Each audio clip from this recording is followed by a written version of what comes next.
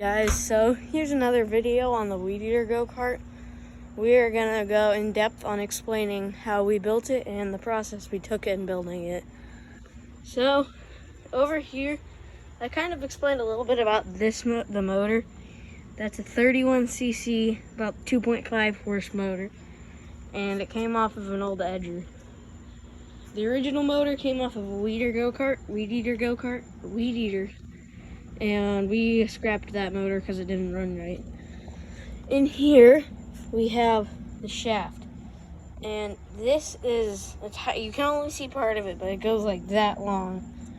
And there's a shaft that we took out of the Edger that went like from here all the way to over there somewhere, and we shortened it up and filed down everything, and it took so long to get it to fit into the clutch right in there.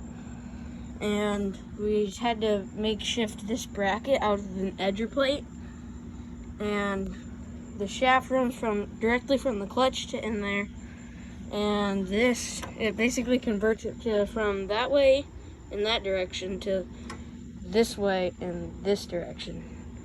So that makes it so that the go-kart spins that way. The gearing is pretty low on this. I don't know what the ratio is, but it's very low. Probably like 1 to 5 or something. 5 to 1, I mean. Right up here, these wheels. These two wheels, are very different right here. These are scooter wheels we took off of a scooter because that wheel up there broke. We were driving one day and all of a sudden rubber starts flying off of the tire like this right here. See how that's all gone? That's literally all we've got for clearance right there. And it's doing that because we have barely any rubber left on there. That's some serious curb rash. And so we found 2 scooters, same width as that, and we just bolted them on there. And the steering is the original Razor ground force steering. It's got a terrible amount of play. And another serious problem with this is the tie rod falls off. It's very loose right now. Whereas this one, not loose. Over here for the throttle, we just took this off of the Edger.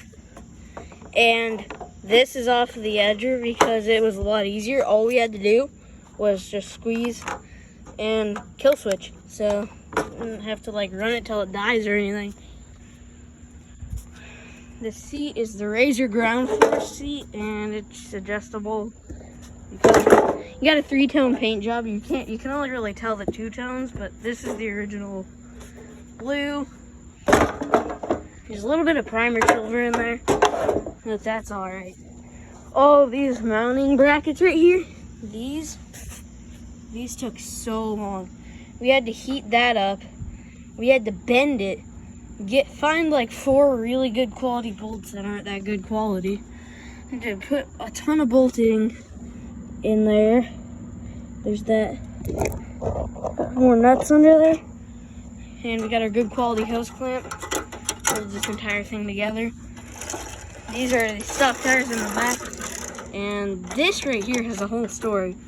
We had a sprocket, and we were running it in my Yakka one day on a track, and then this chain falls off right here, which is a problem.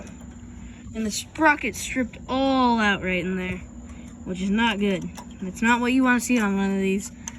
And so that caused this nut to get all stripped out, so we had to find another one of these and a new sprocket. So we spent a long time looking before we just ordered one, along with the chain, because the chain was tore up too. We broke the chain actually. And the nut we just found off of an old shaft on another motor. In here we got the special system. It's got like 2 bolts hanging it together. It doesn't move at all. And we got this took off because now you can access the spark plug easy. There is no brakes on this. You just have to use your feet to slow it down because the brakes snapped off the top. And a little bit of a backstory. This was originally meant for my brother, but then he got a new go-kart, so I just used this one. And I built this all by myself. My dad helped me with the angle and all that. But we fixed that, got the brakes off and everything. And so yeah, this is gonna be a pretty long video. Thanks for 10 subs, or 13 views on the last video and 5 views on the other one. That's awesome. And I would fire it up right now, but it's very loud. The issue this has with it is that carburetor in there is so old.